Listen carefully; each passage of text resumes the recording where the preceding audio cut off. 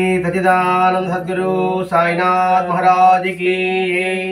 सद्गुरु श्री पालपाड़ गुरु महाराज की जय। सद्गुरु श्री भरद्वाज महाराज की जय। गुरुदेव दत्तं। सद्गुरु श्री साईनाथुनि యొక్క సన్నిధానంలో ఆచార్య ఇక్కడ భరద్వాజ మాస్టర్ గారి యొక్క ఆశీస్సులతో ఈరోజు సాయినగర్లో సాయి శ్రేణి గ్రంథంలోని ఒక భక్తుడైన మహల్సాపతి గురించి వివరించుకుంటున్నాం.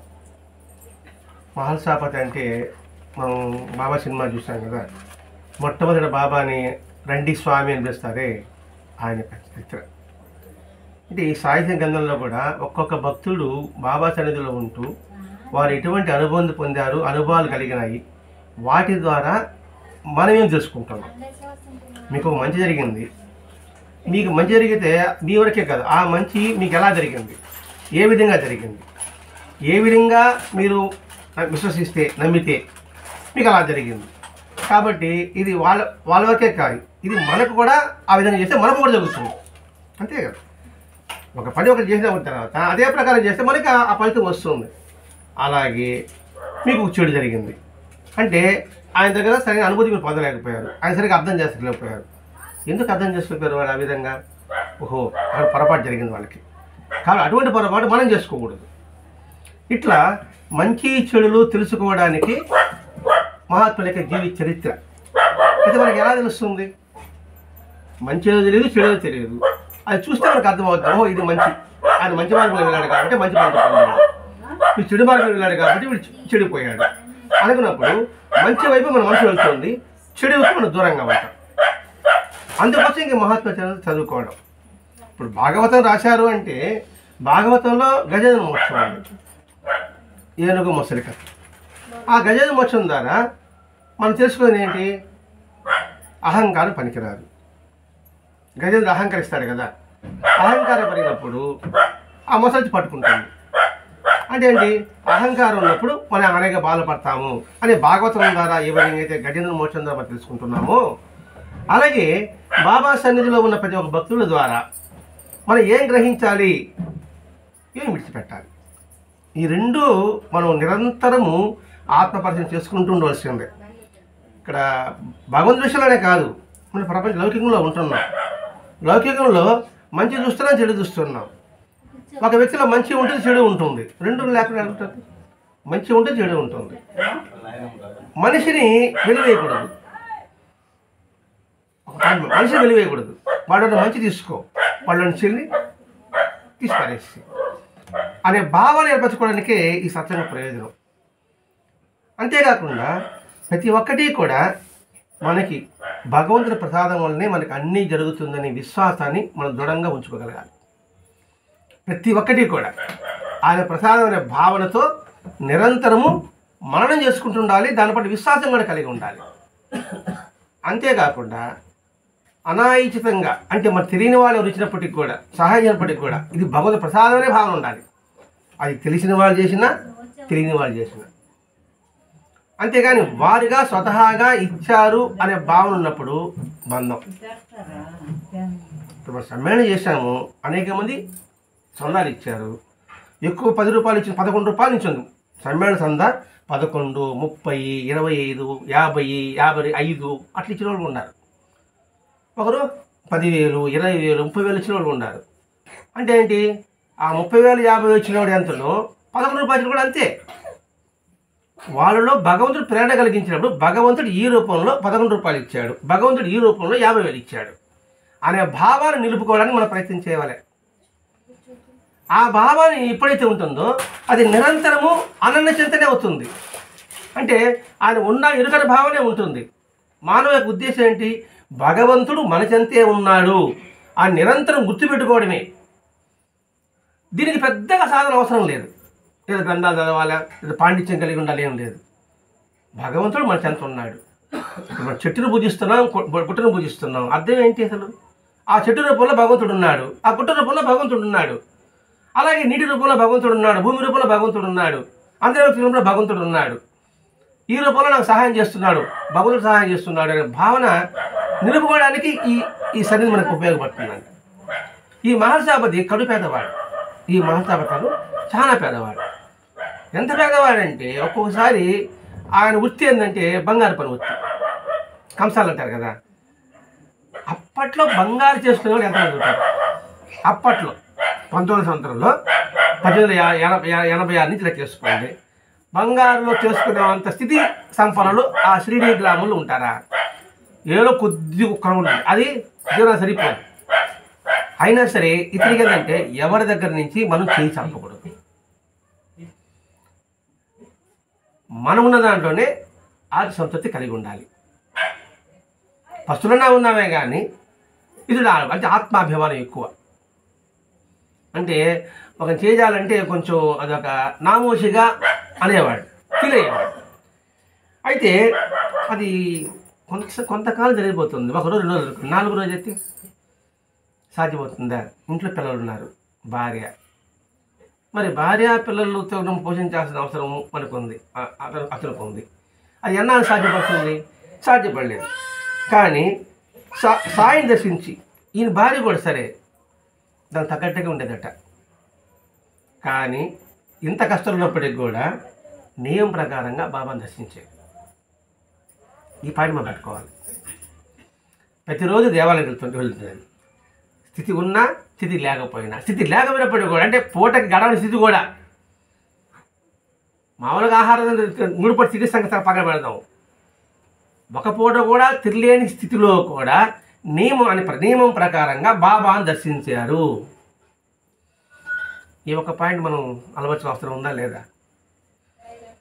చిన్న కష్టం వచ్చినా, కష్టం కూడా పడలేదండి, ముక్కులో చీమిడి గారినా కూడా చాలు, నాకు జలుబుగా ఉందండి, గుడికి పోలేకపోతున్నా, ఏమంటే నా జలుబు ఇంకొకటి అంటుకుంటుందని అటు చెప్తాను. నేను సాగు చెప్పుకోవాలి కదా, అలా వస్తుందని నేను గుడికి పోవడం లేదని. ఇక్కడ ఎంత కష్టమైనా సరే నియమబద్ధంగా బాబాను దర్శించుకునేది. అంటే ఇక్కడ భగవంతుడు ఏదిచ్చినా నాకు ఆయన ప్రసాదం అనే భావనతో నేను ఉన్నాను. అలా ఉన్నప్పుడు కించిత్తు కూడా ఆమె చలించలేదు. ఎవరి పట్ల? బాబా పట్ల.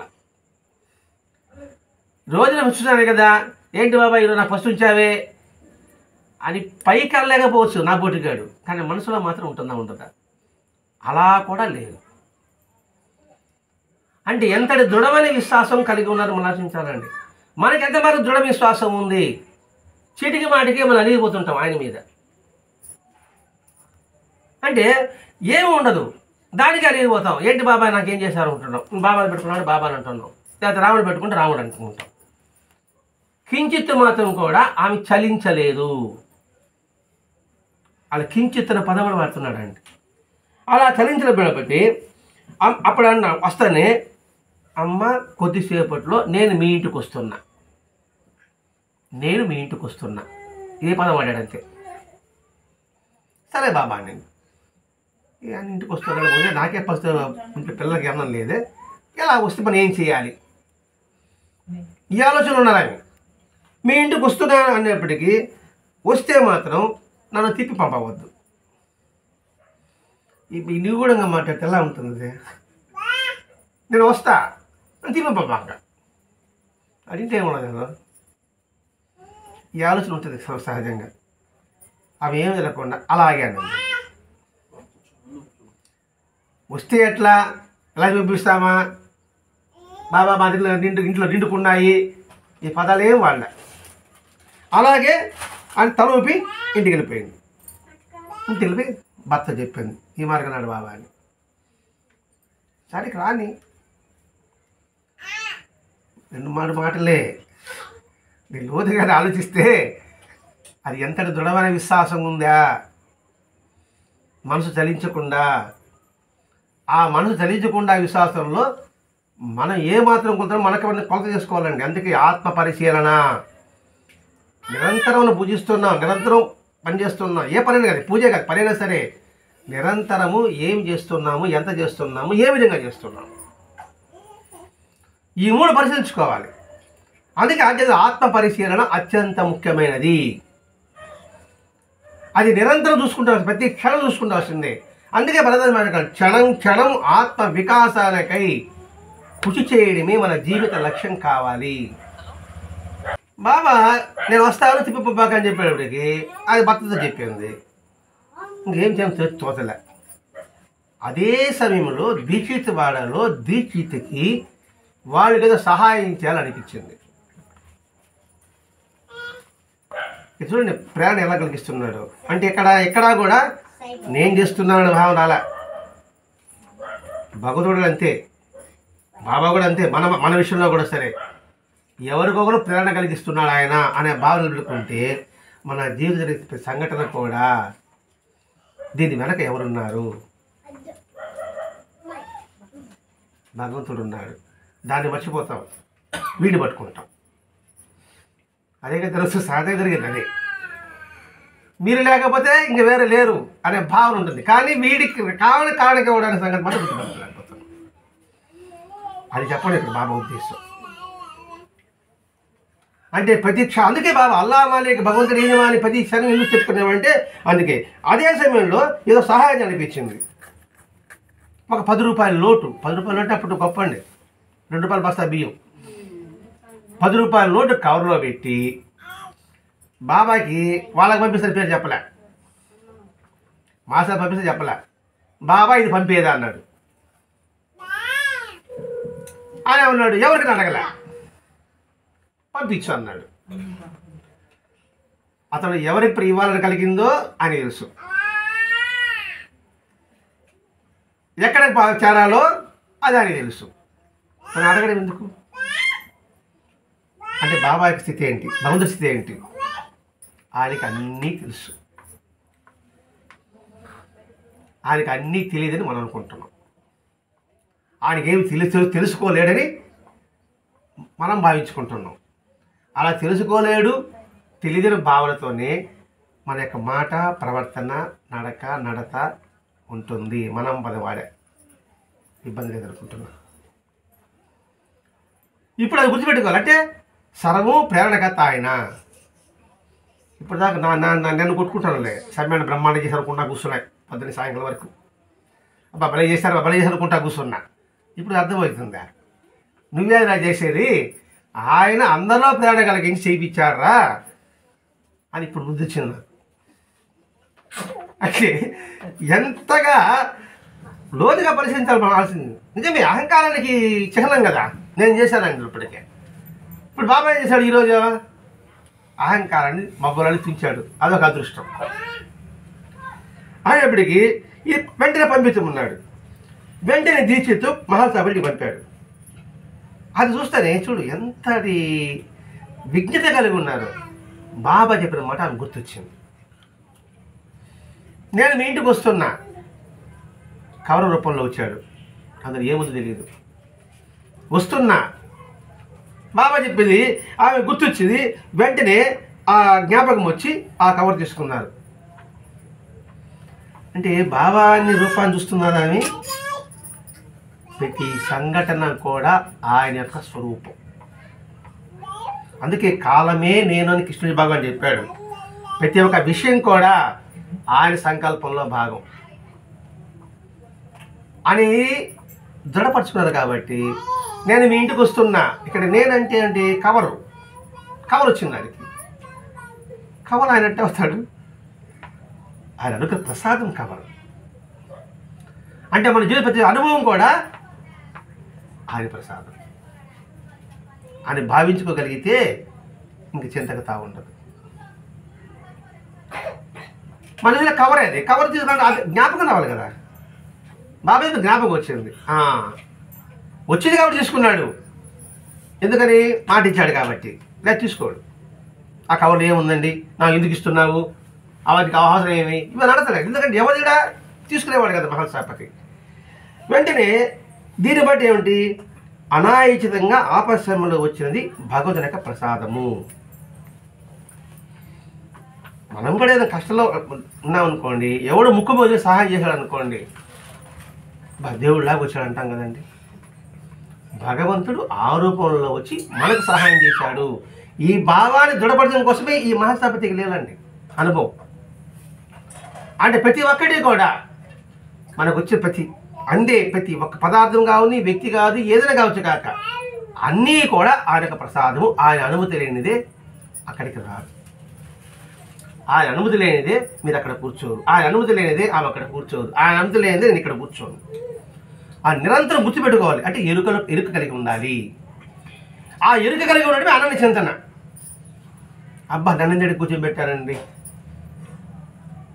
నన్నెందుకు ఈ చెమట కూర్చోబెట్టారండి అంటే ఈ చెమట ద్వారా మురికి పోగొడుతున్నాడు, లేకపోతే ఫ్యాన్ ద్వారా చెమట అలాగే శరీరంలోనే అతుక్కుపోతుంది అని అనుకున్నాం అనుకోండి, అది చెమట అని అనిపించదు. కాబట్టి ప్రతి ఒక్కటి కూడా అనాథికి వచ్చేది ఆయన యొక్క ప్రసాదమే అని ఇంట్లో ఆ రోజు అందరూ సంతోషంగా భోంచేశారు. అలాగే మన ఇంట్లో కూడా మనకి ఇప్పుడు ఏది వచ్చిందో అదే అని ప్రసాదం. కొద్దిగా వచ్చిందే ప్రసాదం కాదా? మీరు ప్రసాదం తీసుకుంటానండి, ఒక చిన్న అది ముక్క పెట్టినా కూడా అది ప్రసాదం తీసుకుంటామా తీసుకోమా? మన జీవిత సంఘటన కూడా అంతే. అది లాభ నష్టాలు కావచ్చు, కష్ట సుఖాలు కావచ్చు, అది ఆయన ప్రసాదం భావన స్థితం చేసుకున్నప్పుడు అది నిరంతరం కూడా ఆయన సన్నిధిలో ఉన్నట్టు భావన కాదు, అనుభూతి కలుగుతుంది. ఇది మహతా విషయంలో. ఇంకొకసారి సాయినాథుడు హెచ్చరిక చేస్తాడు. ఆ హెచ్చరికలో ఒక మర్మం ఉంటుంది, హెచ్చరికలో కూడా ఒక మర్మం ఉంటుంది. వెంటనే బాబాయ్ అన్నాడు, మహాసభాపతి బాబాయ్ వచ్చి బాబాయ్ ఇంటికి పోతానన్నాడు. ఇంటికి పోతానే నీకు దారిలో 2 దొంగలు ఎదురవుతారు అన్నాడు.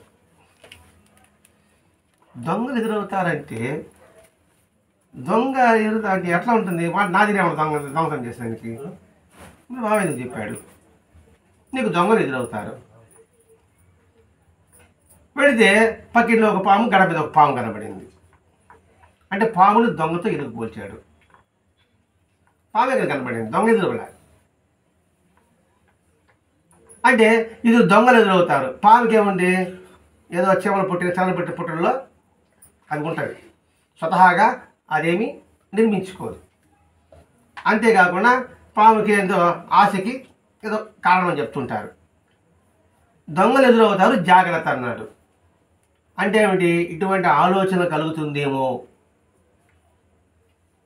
అనే భావన కాబోలు. అంటే చూశాడు అంటే అలర్ట్ చేయడం బాబాయ్ ఇక్కడ మన మనస్సుని అలర్ట్ చేస్తూ ఉన్నాడు అనమాట. ఇక్కడ వెంటనే ఒకసారి దీపం తెచ్చుకో అన్నాడు. దీపం తెచ్చుకుంటే పాము కనబడింది. దీపం అని జ్ఞానానికి గుర్తు.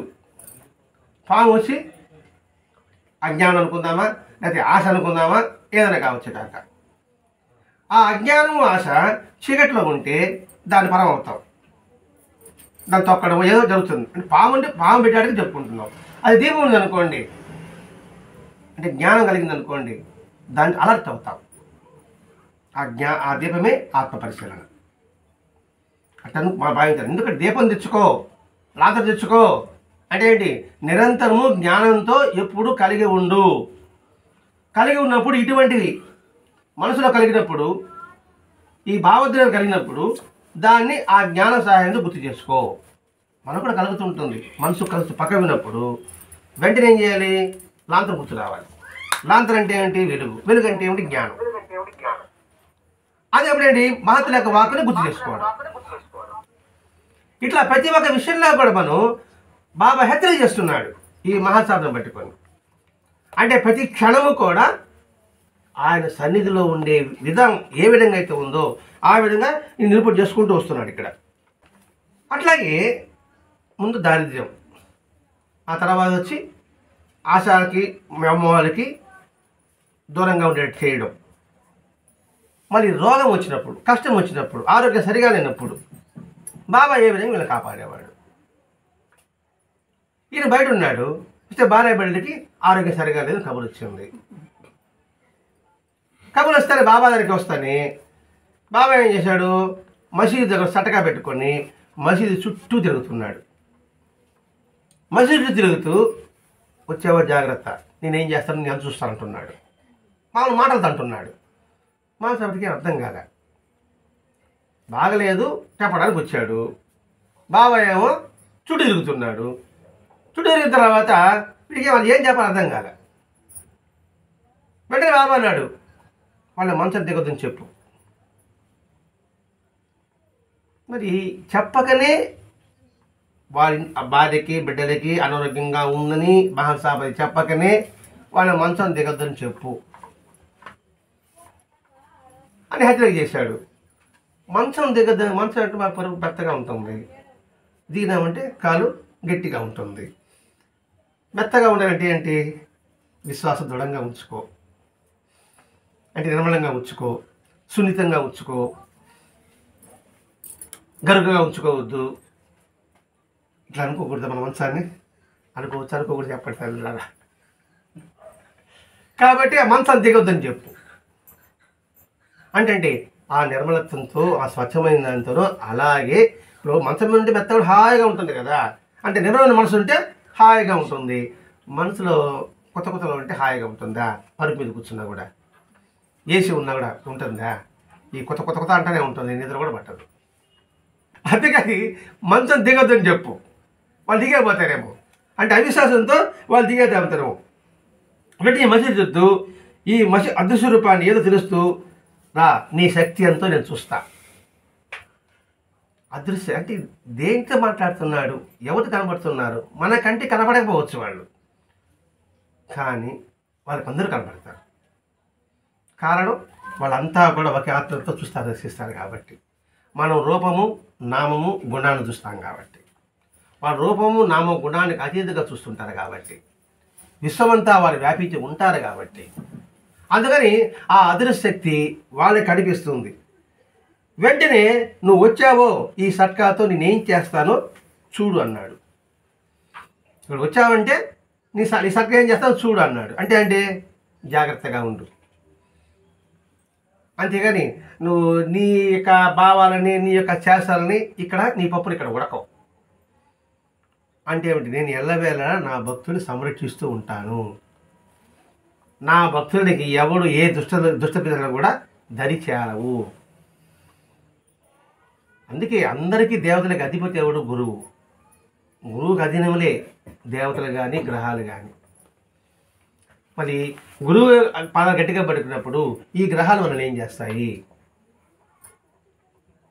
అని విశ్వాసం. కానీ ఆ స్థితి పొందాలంటే కొంచెం తొనకలాడుతూనే ఉంటుంది. తొనకలాడుతున్నదాన్ని అప్పుడు ఈ సాగుని గుర్తు చేసుకోవాలి. ధైర్యంగా ఉంటే ఎవరు ఏది మనల్ని ఏమీ చెయ్యదు. మనసుకు ధైర్యం కల్పించడం అందుకే బాబా నేను ఉండగా నీకు భయం వేయాలని ఎందుకు చెప్తున్నాడు పదే? నా భక్తులంటే అనవసరం లేమి ఉండదు అని పదే చెప్తున్నాడు. మనకి ధైర్యాన్ని ఊరిపోస్తున్నాడు, ధైర్యాన్ని స్థితం చేసుకోమంటున్నాడు. ఇంకా ధైర్యం ఉన్నప్పుడు ఇంక ఏ భయం ఉండదు. ఎవడు రాని ఏం చేస్తాడు? ఆయన చెంతట మనకేం బాగుంది. రక్షణ కవచం ఆయన ఉన్నాడు, రావచ్చు కాక ఆ రక్షణ మనం కాపాడుతుంది. బుల్లెట్ ప్రూఫ్ వేసుకున్నాం అనుకోండి, ఎన్ని తుపాకీ వేసి ఏమైనా అవుతుందా? ఆ బుల్లెట్ ప్రూఫ్ అయితే తగిలి అది వెనక్కిపోతుంది. ఆ బుల్లెట్ ప్రూఫ్ సద్గురువు, ఆ బుల్లెట్ ప్రూఫ్ బాబా. ఆ బుల్లెట్ ప్రూఫ్ ధరించాలి, కొంచెం బరువుగా ఉంటుంది. అయితే బుల్లెట్ ప్రూఫ్ మెత్తగా ఉంటుందా? బరువుగా ఉంటుంది. ఆ బరువుని భరించాలి. ఇప్పుడు రాజులు యుద్ధం చేస్తున్నప్పుడు ఇప్పుడంతా కవచాలు వేసుకుంటారు కదండి, కిరీటం పెట్టుకుంటే ఎంత బరువు ఉంటుంది అదే. కానీ ఆ బరువును భరిస్తే బాధలు ఉండవు. ఇది బరువు పక్క తీసామనుకోండి, బుల్లెట్ నేరుగా తొద్దిగుతుంది. ఆ బుల్లెట్టే బాబా. బాబా అంటే ధైర్యం, బాబా అంటే ఒక విశ్వాసం.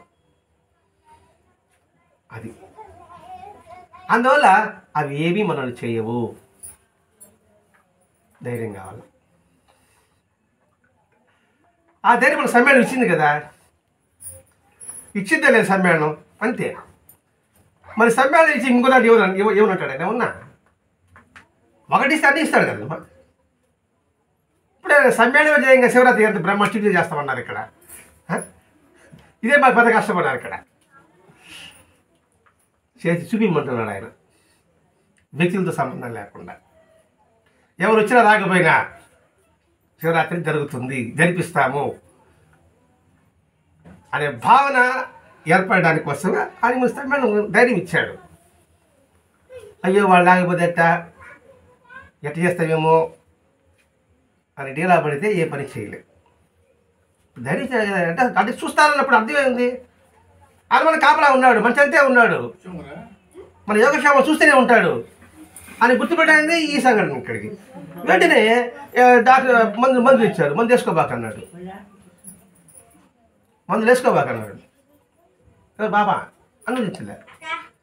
మందు వేసుకుంటే ముందు అది తగ్గింది, లేదంటే ఈ అనుగ్రహం మనకి ఎలా తెలుస్తుంది? దీనికి కూడా మన సమ్మేళనం ఒక ఉదాహరణ. మనం సమ్మేళనానికి ఒక ఇద్దరిని ఇన్వైట్ చేశాం చీఫ్ గెస్ట్లుగా.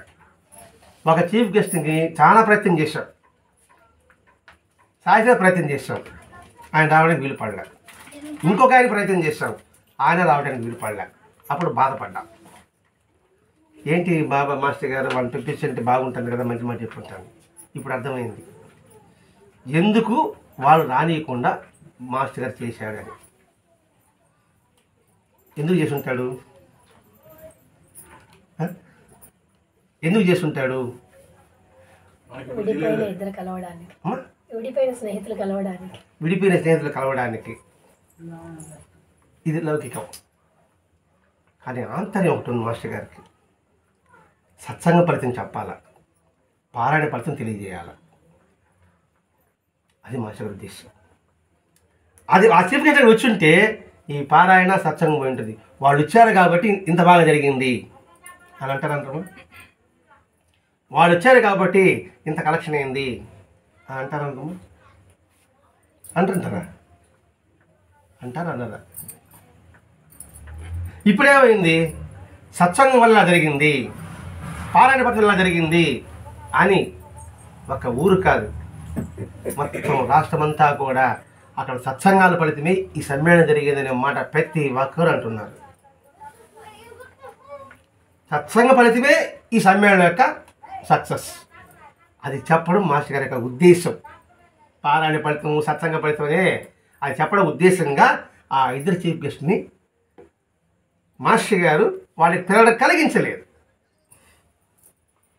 అందమైన భావిస్తున్నాం ఎంత కనెక్షన్ ఉందో. ఇప్పుడేమవుతుంది? ఓహో, ఇలా పారాయణ చేసి ఏ పని పడినా కూడా నిర్విఘ్నంగా, నిరాటంకంగా, ఆనందంగా, ఆహ్లాదంగా జరుగుతుందని అందరికీ తెలుస్తుంది. అందరూ తెలుసుకున్నారు కూడా. చేస్తే ఇలా చేయాలి అని చెప్పడం మాస్టర్ గారి యొక్క ఉద్దేశం. ఆయన అంతరంగా మనకు తెలుసుకోలేకపోయినాం. ఏంటి మాస్టర్ గారు వాళ్ళు పిలిస్తే ఏదో గొప్పగా ఉంటుంది అనుకున్నాం కదా మనమంతా. నువ్వు అనుకోరేనైనా దాని కాదు కారణం, నేను చేస్తానని చెప్పి చేశాడు. అది విషయం ఇక్కడ. ఆ మందు తీసుకోలేదు, నేను చూస్తా అన్నాడు. తగ్గిందా లేదా? ఇప్పుడు వాళ్ళు ఆ గెస్ట్ రాలేదు, కానీ ఫంక్షన్ ఎలా జరిగింది? ఎక్కడ కూడా లోటుపాటు లేకుండా జరిగిందా లేదా? దీని వెనక కారణం ఏమిటి? సత్సంగం, పారాయణం. ఆ సత్సంగం పారాయణే అందరి హృదయంలో ప్రవేశించి అందరూ కలిసికట్టుగా నడిచాం. అది చెప్పడం మాస్టర్ గారి ఉద్దేశం అండి. అదే గడ్డ సామాన్యం కాదు, అర్థం చేసుకోలేకపోతున్నాం మనం అంతే. ఈరోజు తెల్లారితో కొట్టింది ఆ బుర్ర, దీనిగా చేసింది, నువ్వు ఎందుకు బాగా ఆలాడతావో అని. అట్లాగే మందు తీసుకోవద్దే వెంటనే అనుమతించలేదు. కొద్దిసేపట్లో అయితే జబ్బు తగ్గింది. వద్దన్నారు, విశ్వసించాడు అంతే. అందుకే మనం చెప్పుకుంటున్నాం, జనవరి 10వ తేదీ ఒక మెసేజ్ పెట్టుకున్నాం అందరం మనం. రాముని కార్యం బ్రాకెట్లో సంకల్పం, సాయి మాస్టర్ కార్యం బ్రాకెట్లో సంకల్పం. ఆయనే ఇస్తాడు, బ్రాకెట్లో ఇప్పిస్తాడు. జనవరి 10 మనందరం మెసేజ్ పెట్టుకున్నాం. ఫిబ్రవరి రోజు అది నిరూపణ అయిందా లేదా? ఫిబ్రవరి 9వ తారీఖు సాయంకాలానికి అంతా అది ఆయన కార్యం అనుకున్నప్పుడు ఇంకా ఆయన బాధ్యత అది నా మీద బాధ పెట్టాలని చెప్పి ఆయన మోస్తాడు. మన కార్యం అనుకున్నాం అనుకోండి, మనం ముయ్యాల్సింది, అవసరపడాల్సింది. మనం ఎక్కువగా అది మన కార్యం అనుకుంటాం. ట్రైన్లో పోతా సూట్ కేసు నెత్తులు పెట్టుకున్నట్టుగా నేను ట్రైన్లో పోతా కూడా ట్రైన్ బయట పెట్టి సూట్ కేసు ఉండదా? నేను నెత్తులు పెట్టుకుంటాడా? అంత తిరిగి తక్కువ చేసావు.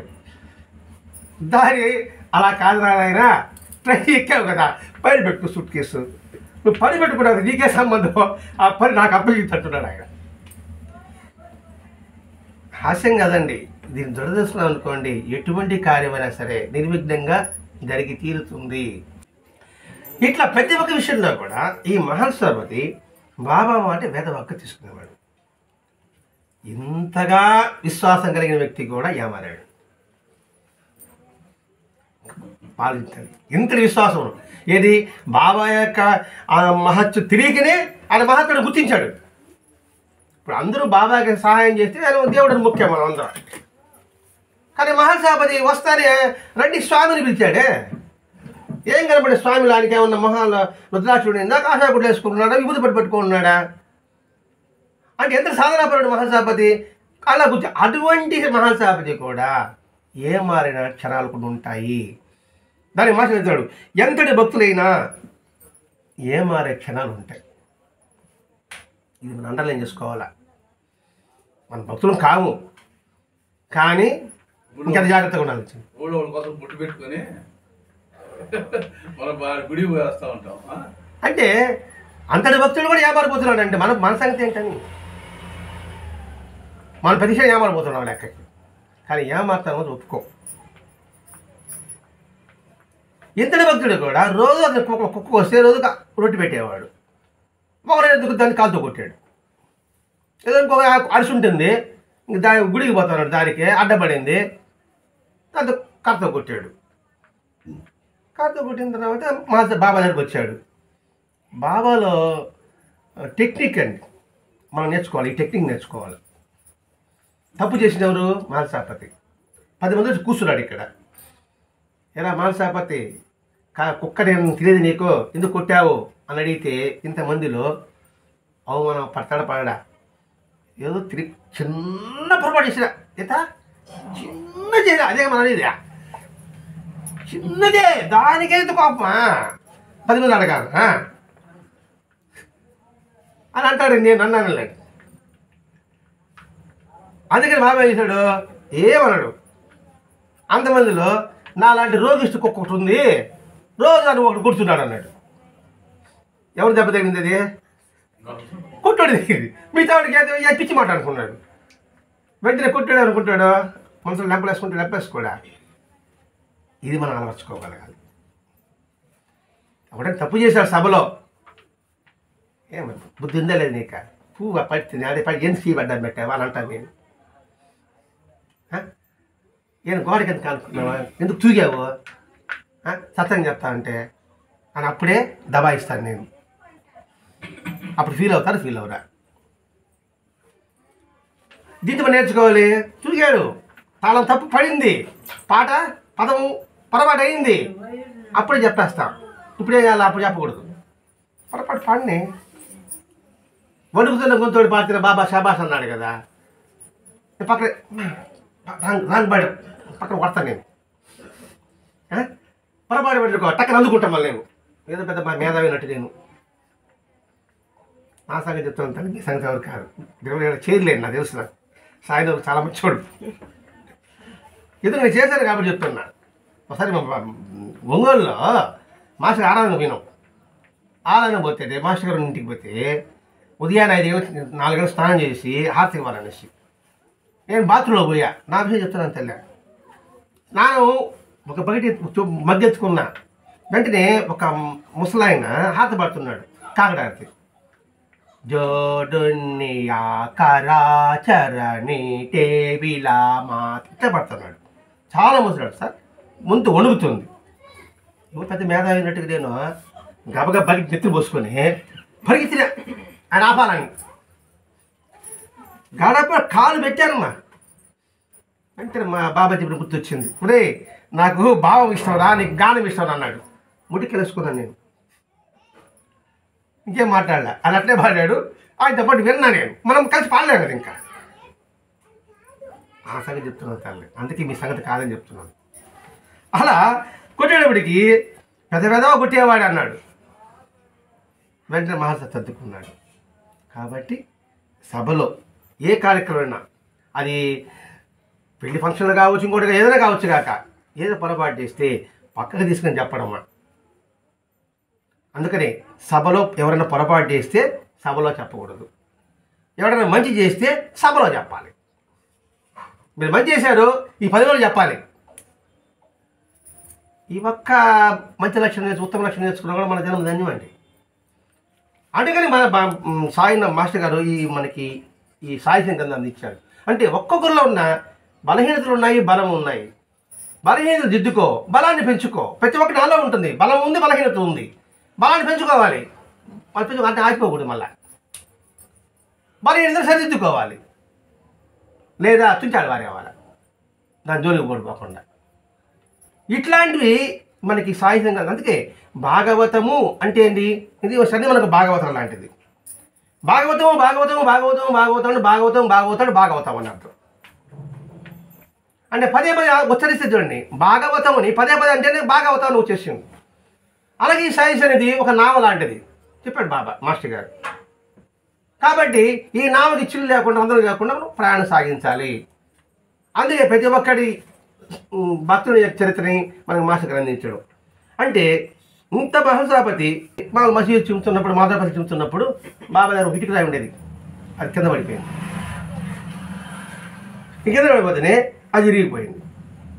బాబా దాని అన్నాడు, ఆ ఇటుక రాయిని పక్కన పెట్టుకొని చిక్కిరి కానించుకొని నా సహచరి విరిగింది అన్నాడంటే. ఇటుక రాయి పదండి, వస్తువు ఇటుక రాయిని అది విరగతానే ఇది నా జీవన సహచరి విరిగిపోయింది. నిజానికి ఇది విరిగింది ఇటుక కాదు, నా ప్రారంభమే అన్నాడు. ఇటుక ఎవరిచ్చారు? వాళ్ళ గురువు గారు ఇచ్చారు. అది ప్రాణ సమానం చూసుకున్నాడు.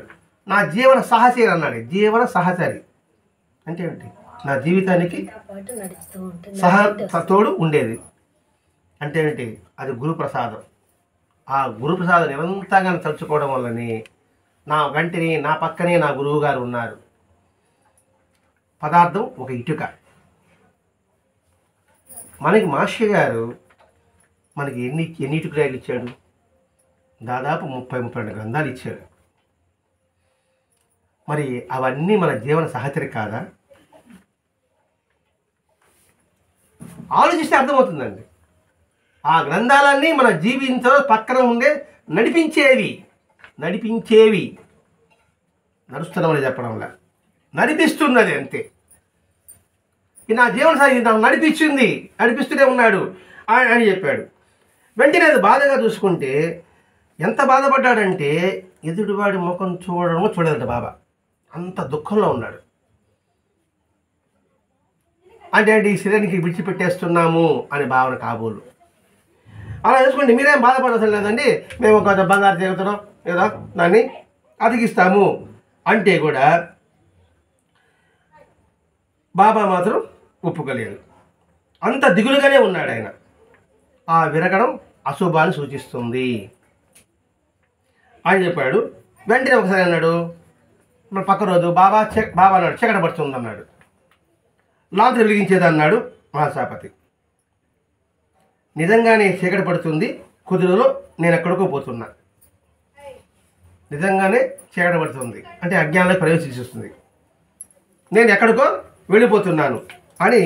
తర్వాత 4 సంవత్సరాలకి నువ్వు వస్తావన్నాడు. అంటే ఇండైరెక్ట్గా చెప్పుకుంటూ వస్తున్నాడు బాబా. ఆ తర్వాత బాబా అక్టోబర్ 15వ తారీఖున 1918 విజయదశమి రోజు ఆయన శరీరాన్ని వదిలిపెట్టడం. ఆ తర్వాత తిరిగి 4 సంవత్సరాలకే ఈ మహాసాపతి కూడా శరీరం వదిలిపెట్టాడు. బాబా శరీరం వదిలిపెడితే ఆలోచించాడు. బాబా ఇండైరెక్ట్గా ఏమేమి చెప్పాడు అవన్నీ గుర్తు చేసుకుంటూ వచ్చాడు. గుర్తు చేసుకున్న తర్వాత ఇప్పుడు బాబా సర్వజ్ఞుడు, సర్వవ్యాపకతుడు, సర్వసమర్థుడు ఇవన్నీ గుర్తొచ్చాయి కదా. గుర్తు తర్వాత ఇంకా బాబా శరీరం లేకపోయినప్పటికీ కూడా భక్తి వివేకము తిరిగి పుంజుకున్నాయి. ఇప్పుడు ఆయన లేడే, ఇంకా మన దిక్కెవరు అంటే ఇలా వాళ్ళ మెమరీ చేసుకున్నాడు. ఆయన శరీరం కాదు, ఆయన అంతటా ఉన్నాడు అని విశ్వాసం ఏర్పడినప్పటికీ అది ఇంకా ధైర్యం వచ్చింది. ఎందుకంటే ఆయన దేహం కాదు కదా, శరీరమే కదా వెళ్ళింది. మరి ఆయన చైతన్యము తత్వము అంతటా ఉంది కదా. బెలూన్ పగిలింది, ఆ బెలూన్ గాలి ఇక్కడ అంతటా ఉందా లేదా? ఆ భావనకి అతను వివేకము పుంజుకుంది. అందువల్ల మహాసమాధి వలన బాబా ఉనికి భంగం లేదని విశ్వాసం ఇంకా దృఢపడింది. బాబా శరీరం పెట్టాడు, ఆయన లేదనే బాధ ఏమో నాకు లేదు. మరి మనం ఎక్కడంతే, మనం మాస్టర్ గారిని చూడలేకపోయామే అనుకుంటే, మాస్టర్ గారిని శరీరంగా చూడలేకపోతే ఏముంది. ఆయన గ్రంథాల యొక్క స్వరూపంలో ఆయన ప్రత్యక్షంగా దర్శనమిస్తూనే ఉన్నాడు. ఆ దర్శనం ఆయన మన కథను పలుకుతూనే ఉన్నాడు. ఇట్లా ప్రతి ఒక్క విషయంలో కూడా ఈ మహల్సాపతికి వెంట తోడు నీడుగా ఉన్నాడు. కరెక్ట్గా బాబా 4 సంవత్సరాల రోజు ఏకాదశి నాడు సోమవారం, శివుడు ప్రీతిమైన రోజు, అంటే శివుడు పూజించేవాడు కదా మహల్సాపతి.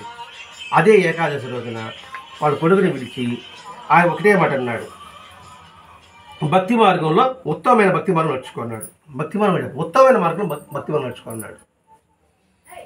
నడుచుకొని చెప్పి ఆ రోజే స్పృహతో ప్రాణం వదిలాడు. ఆ మాట చెప్పాడు, స్పృహతోనే ప్రాణం వదిలాడు. అంటే ఇంతటి గొప్ప మహల్సాపతికి ఎందుకు ఇంతటి స్థానం వచ్చింది? మొట్టమొదట బాబాను గుర్తించినవాడు మహల్సాపతి. బాబాను పూజించేది మొట్టమొదట మహల్సాపతి. ఆయన పూజించినప్పుడు మనందరూ పూజించగలుగుతున్నాం. బాబా ఊరు వెళ్ళిపోతా ఉంటే బతిమిలాడి తీసుకొచ్చినవాడు మహల్సాపతి.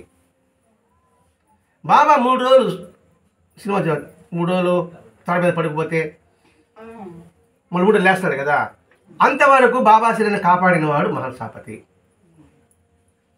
బాబా సమాధి అయినప్పుడు గొడవలు వచ్చినప్పుడు పోడ్చడమా కాల్చడమా అనుకున్నప్పుడు సర్ది చెప్పింది మహల్సాపతి.